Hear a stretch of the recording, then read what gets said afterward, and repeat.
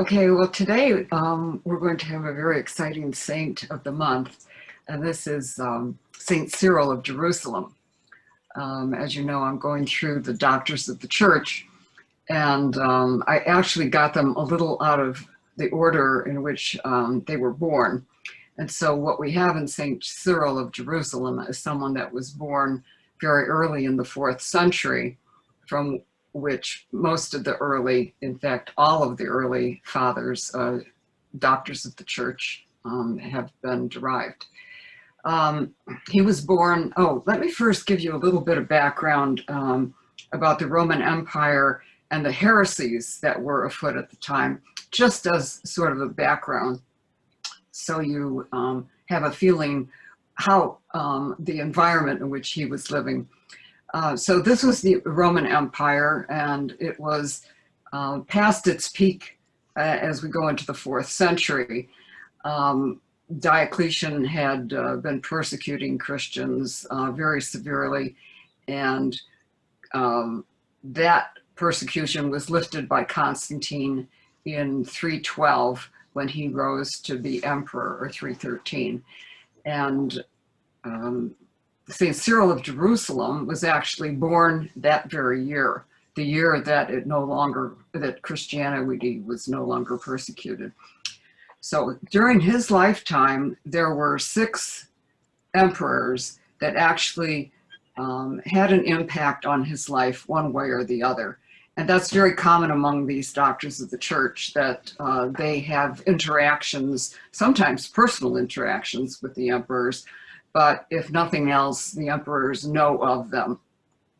And those emperors were Constantine, who I mentioned, Julian, the apostate, who comes in, Constantinus, who is Constantine's son, Constantinius, who was Constantine's other son, one of his other sons, 5 children, Valens, who was a severe persecutor, and Theodosius, who we encountered with St. Ambrose much later on in the century.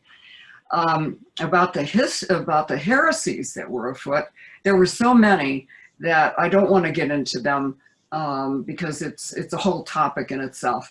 But the important thing to know is that Arianism was the main heresy, and it was virulent. The people were violent. They actually persecuted the Orthodox, who were also Christian. And you would say, well, why would God permit these heresies to be so virulent and cause so much grief among Christians at that point in time? And I came to realize that what these heresies did was they sharpened the Orthodox ideas of what the Christian faith meant. So they actually had an indirect or a very direct benefit, I should say, because we now from the 4th century have many documents that are foundational to our faith that we otherwise probably would not have had. I mean, we would have come to these ideas eventually anyway, but it was Arianism that was the goad, the stimulation to most of the doctors of the church to refute the heresy, not just Arianism, but the other heresies as well. So we should be, in a way, grateful or understanding that God has his ways. This was a really interesting insight that I have. So now let me get on to Cyril's life. He was a pretty calm guy. He didn't move around a lot. He didn't go to a lot of councils. He was born and raised in or around Jerusalem in 315 AD. And the Book of Martyrs tells us that he was born of very pious parents. We don't know a whole lot about him, except that we had the good luck of having 3 saints that were writing bits and pieces about him. We have St. Jerome, we have St. Rufinus, and St. Epiphanes. And they were all contemporaries with him. Not necessarily so young in the century, but later on in the century, they were older. They were younger than he was. And then in addition, we have the 5th century historians, Socrates, Solomon, and Theodoret. And they all attest to various aspects of Cyril's life as well. So that's where we get most of our information. There's one other source, and that comes from his writings, his personal writings, which we will get into later on. He was educated, as most of the doctors of the church, in the same subjects: rhetoric, Greek, Latin. He was a Greek speaker, but in Jerusalem, he would have also been an Aramaic speaker, but his writings were in Greek. So he would have studied those languages, sciences, philosophy, and of course, scriptures. And he knew scriptures exceedingly well. He probably had almost perfect recall, is my sense of the writings that we have from him indicate he had almost perfect recall of the scriptures. So he lived most of his life in Jerusalem, except that he did suffer exiles, which were perpetrated against him by Arians. And we will get into that a little bit later.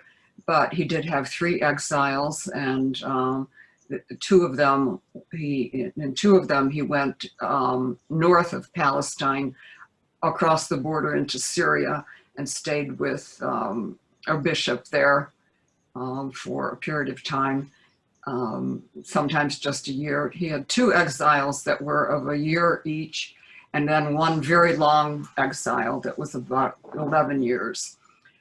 So as he was growing up, he was very early drawn to, well, he was a strong Christian, pious parents, but he was drawn to the life of a solitaire.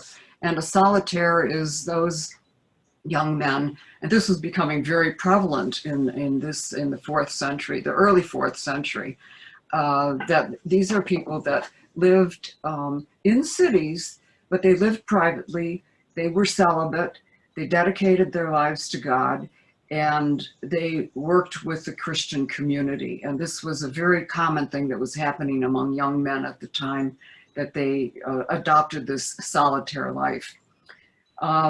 When he was still very young, probably 18, 19 years old, he became a deacon.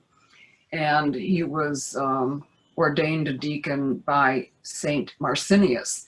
And this relationship probably gave him great insight into the type of persecution that occurred under Diocletian, and what earlier Christians suffered, because Maximus actually had been maimed. He was branded on the foot. He lost an eye. He was under forced labor for about 6 years, from 305 to 311. And he was finally released from this work camp, if you will, by an edict by Constantine in 312, or a little bit earlier than that. So, so getting back to Cyril then, so he's working under Marcinius, Saint Marcinius, by the way, and he was assigned to handle the catechisms, catechizing all of the people that wanted to become Christians. This was a huge job, and it only was assigned to him because he was obviously a very, very capable person, very knowledgeable about the faith, and very faithful. So he was, Marcinius died, and his successor as Bishop of Jerusalem was Maximus. And Maximus was the person who ordained Cyril and continued, and allowed him to continue what he was doing with his catechizing the incoming Christians. What we have as his monumental work is called the Mystagogic Catechism. And this document is one of the most important documents that the church has, even to this very day, because just to give you an idea, in 1972, this his catechism that he used for teaching Christians back in the 4th century was actually the document that was used when, after Vatican II, the Vatican decided that it needed to prepare something that would help to bring Christians into the church, not only prior to baptism, especially the adults coming in, but then after baptism. And when the Vatican prepared this document, their go-to document for the update was the Mystagogic Catechism of Saint Cyril. So that gives you an idea of how critically important this document was, and it gives you an idea of how well catechized were all of the people that came through his church in Jerusalem. Now we come to an interesting point. Maximus dies. Maximus was also a saint. So the Bishop of Jerusalem dies, and this was in 350.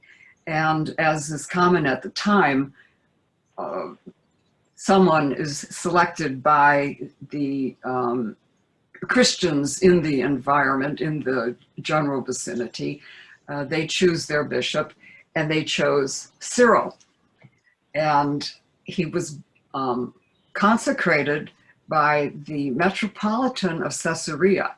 Now, Caesarea is in the vicinity of Jerusalem. It's in Palestine, in modern day Israel. It's on the coast, just south of Haifa. And it's about, I would say it's about a 45-minute to 1-hour drive north, straight along the coast from Tel Aviv. And if you go west from Tel Aviv, about an hour's drive, you hit Jerusalem. So we've got almost a perfect triangle between the three cities. And that gives you an idea of the distance between Jerusalem and Caesarea, where the bishop was, what was his name now? I'm forgetting it. Let me see. Well, it'll come to me in a second. Anyway, so this bishop was a very, very influential Arian, and he believed, he consecrated Cyril, but he believed by doing that he had authority over the Jerusalem See. Now, we've already learned that Cyril was not an Arian, and we could tell that by his life up until this point. But his name is, I'm just missing his name. Sorry. So this, Acacius, that's what his name was, Acacius. He because he was trying to impose his rule or his jurisdiction on Jerusalem, and Cyril was resisting it. Acacius called a council with the idea that he was going to depose Cyril.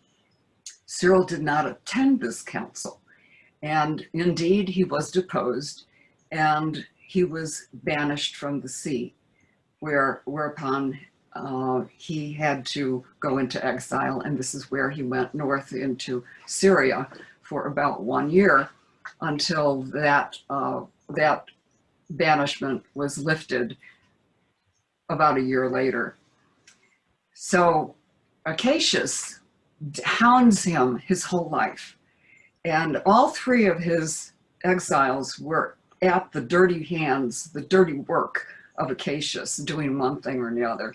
The first one, when Cyril did not appear at the council at which he was banished, Acacius put forth the slander that Cyril had taken artifacts from the church and sold them, insinuating that he had larcenous motives, when what he did was he took these items and he sold them so that he had funds to buy food and provide shelter for people who were starving during a famine.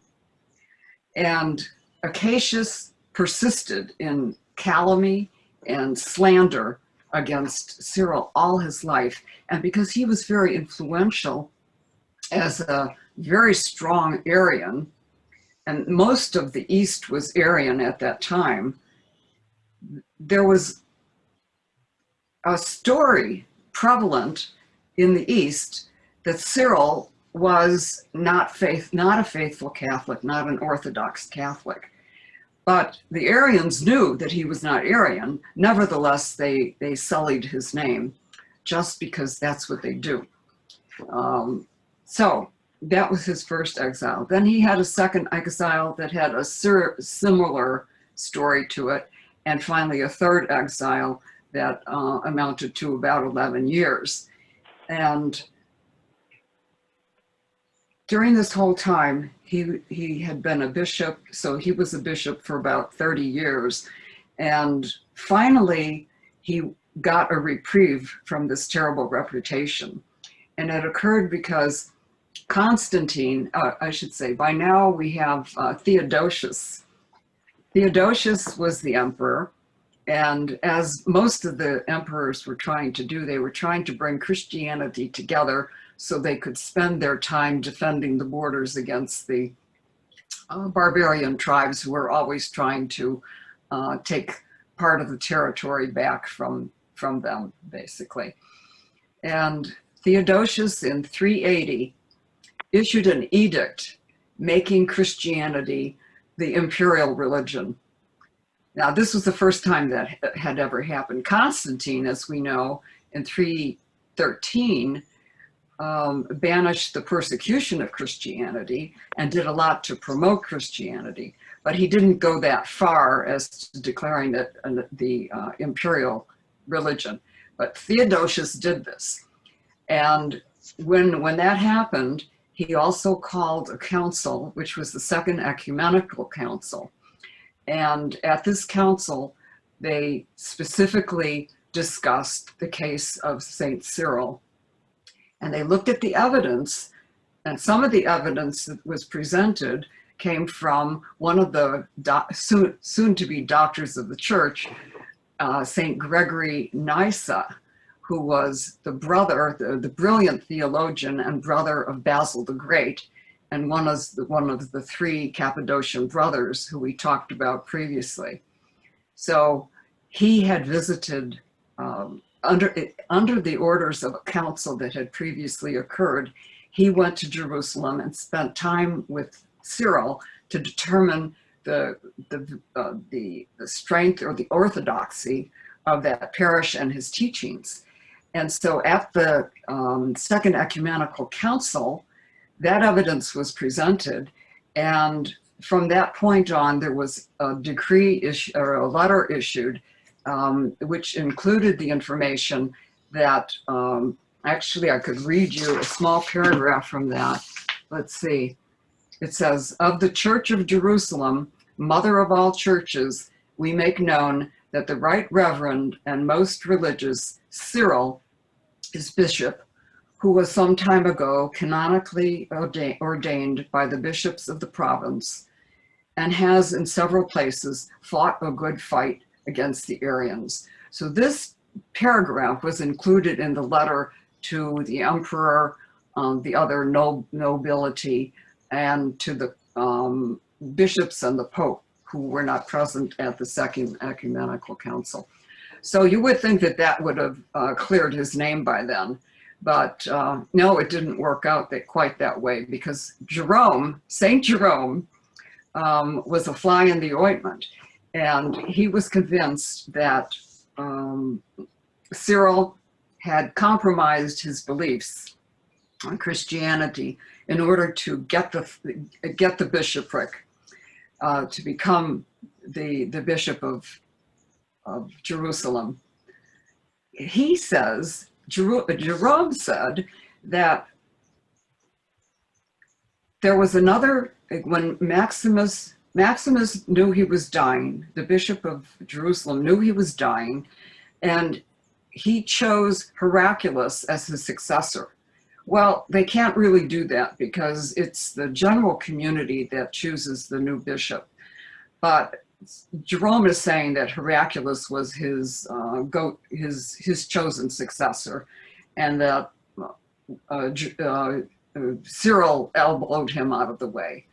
I looked into that. So now I did sort of investigation of this whole thing, because there was a lot of piling on by the historians after Jerome and by the two other historians that were contemporaneous. And they are all saying that Cyril was kind of not an orthodox guy, and maybe not so nice either. So I looked into it, and here's what I found, that Jerome had to have gotten his information from people that had possibly known Cyril while he was in Jerusalem, priests, maybe other bishops in the area. But Jerome only entered that area from Rome. He left Rome in 380 and went into the east, went all the way to Egypt, and then returned and lived in Bethlehem. It's possible he went through Jerusalem. In fact, likely he went through Jerusalem, but it's not likely that he met and ever talked to Cyril, because Cyril died in 380. So, or 380, let's see, 380, I think it was 380 or 386. But it's unlikely that they met each other.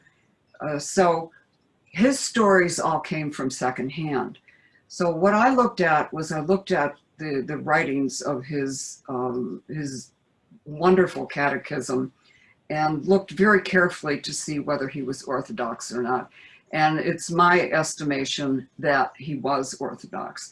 Now, Pope Benedict, this was a story that continued on all these centuries, because Pope Benedict, even after Pope Leo XIII in 1833 declared Cyril a doctor of the church and cleared his name. I couldn't find the document that from Leo about that. I looked and looked and looked. I couldn't find the document. But in 2007, Pope Benedict talks about Cyril, and again has to clear his name of these lies that the Arians had perpetrated, Jerome had picked up, and the other subsequent historians had perpetrated beyond Jerome. So you can see that what the Arians did to this saint was they tied like a can to his tail. He carried that tail along with him all the way up to the present day. But I just want to let you know that I really looked into this very carefully, and I believe that Benedict was completely right. He said that Arius probably was wrong, believing that Cyril was an Arian. He was mistaken in that. And one of the reasons that he probably got that idea was that when you look at the catechism and you heard what Cyril was saying, he never used sort of the buzzword of the day, which was Homo Erusium, which means identical substance. That's a Greek word that means identical substance. And that was the word that was used to describe Christ as Christ the man, as identical in substance with the Father. So without these words being in the catechism or used by him in preaching, it's very likely that Acacius got the misunderstanding that he was an Arian, and therefore that's why he consecrated him a bishop. And then later he found out that he was getting resistance to his trying to control Cyril's see, and that's when he started going after Cyril. So he realized that Cyril was not an Arian, plus he realized that Cyril was resisting any authority that would tarnish the orthodoxy of that see. So that's more or less his life. Now, I just want to go into a couple other very interesting things. I'm going to talk to you about his catechism, which it's an extremely important document, as I told you at the beginning. So he began working on this when he was a deacon under Marcinius, and then he continued working on it for the entire time, probably right up to the time he was consecrated bishop. He was using this catechism. It's called the Mystagogic Catechism. He had a structure to it that was of 23 lectures. And these lectures were based on the Nicene Creed. So the Creed, he was about, let's see, so he would have been about 13 years old when the Nicene Creed was written. And by the time he became a deacon, this creed was used as the basis for what he was teaching to the catechumens. And what he did was each chapter took a line from the catechism, from the Nicene Creed, and then he gave a lecture on that aspect of the Nicene Creed. What he did was he looked back into scriptures as evidence to support that element of the creed. So what he did was he took his catechumens step by step through the Nicene Creed, backing it up with what he knew from the beliefs that we find in scriptures, the Old Testament as well as the New Testament. Now, I want to say that the reason I say that he had almost perfect recall, because he didn't write this down. One of the people that was listening to his lectures, probably time and time again over quite a number of years, wrote this down and eventually consolidated it all into the Mystagogic Catechism. But what we see throughout this document is exact quotes from the scriptures. And this is amazing that he could actually do this. He takes his catechumens into a church, into the church where he was in Jerusalem, and he gives them lectures and has perfect recall of the scriptures to support each element of what he's trying to teach them.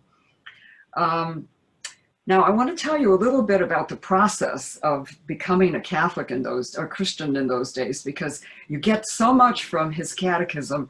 It's historically extremely important for a number of reasons. One, he talks about the sites of Jerusalem that had been in great decay prior to the arrival of Constantine and his mother, Saint Monica, who after 313 started looking for the cross in Jerusalem and making improvements on what they found.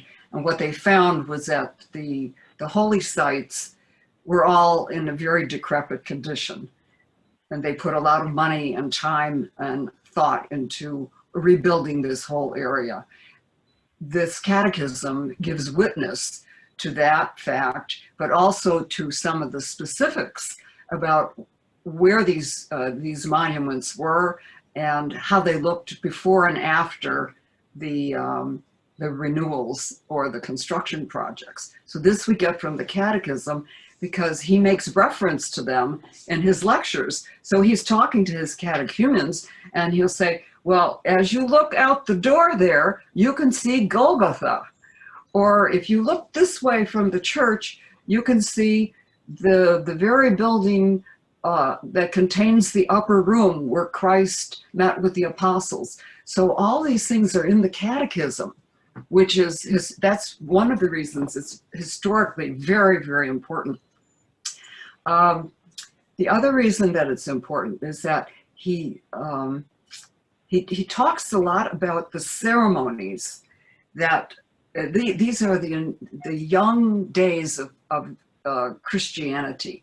And he talks about the ceremonies preparing people for baptism. And this is an elaborate process that they go through. First, they are accepted into the catechumen group, in other words. So they first have to pass through sort of a test as to whether they will be accepted to be catechized. Then, as they go through the process, they are very, very carefully supervised. It's not just you come from home, you come over, you hear a lecture, you go home. They are carefully supervised, like minutely. They are, there's a couple of surprising things. We find out that these catechumens had to go to confession. They were taught that confession was essential to preparing their souls for reception of baptism. So they went to confession, which we did not know before. We also find out that every time they met, they were subject to an exorcism. So whether Cyril did this himself or someone else, I can't say, but probably it was Cyril. And we know that this happened every time they met, and they met probably almost daily for maybe 6 or 8 weeks, hearing these lectures and asking questions and having their lives supervised very carefully. And we know that they were exercised every time, because in one passage, Cyril actually mentions the fact that these meetings are going very late in the evening because people arrive and we have to do one by one. Everyone has to be exercised. And then we have to get to the lecture, which is the, catechizing them on the faith. And the very action of the exorcisms takes up a lot of time. So he's complaining that there's never enough time, that he has to truncate his lectures to make room for the exorcisms. It's very interesting what you found out about these exorcisms from his book, was that these exorcisms could be performed by lay people. And it was widely believed and widely accepted that people were possessed by evil spirits. And so this was a well accepted practice or rite that I was uninformed about up until now. And these are the kind of things you find out in the Mystagogic Catechism, which makes it such an important document. So the reason he emphasized the exorcism and the penance was that he said that it set their hearts on fire, getting them ready for baptism. Anyway, so that gives you an idea about what was going on at the time with regard to the catechism. And let's see what else I can tell you about. So his exiles, Constantine. Well, I guess that's as far as I'm going to go. So he died in let's see, what was that? So it was about 380. And that was shortly after the Second Ecumenical Council. I guess there's not much else I can say about him. His faith, let me just say this though. His faith was very orthodox. I examined, as I read the Mystagogic Catechism, I read the whole thing. It's a lengthy document, but it's worth reading. Oh, there was something else I wanted to tell you about this. I recommend that if you are trying to catechize someone else, Protestant or a Jew, that you give them this catechism to read, or at least excerpts from it, because there are certain passages, there are certain of the lectures that, for instance, I have a friend who has a Jewish husband. She's trying to catechize him. And I gave her the passages from the catechism that are addressed to Jews. Now remember, most of the people he was trying to convert were Jews. And so it makes sense that he would have long lectures that were addressed to Jews. And I have to say, if I were a Jew, I would be very convinced by his material. So I recommend that to you if you're trying to catechize Jewish people. But even if you're trying to catechize Protestants or maybe even Muslims, his work is absolutely superb, because the way he continuously refers back, every question you have, he has an answer for it from scriptures. And we know that scriptures are holy and they were inspired. So I want to leave you with the idea that with Cyril, we have one of the most important doctors and one of the least well-known, because he's very well-known in the East, in the Eastern Church, but in the Western Church, we don't know him very well. So I'm very happy to be able to bring him to you today.